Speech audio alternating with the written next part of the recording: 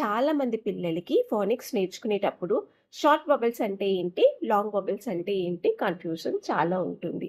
So, ఈ వీడియోలో మనం అది చూద్దాం. లాంగ్ వవెల్స్ అంటే వవెల్ నేమ్స్, లెటర్ నేమ్స్ మాట.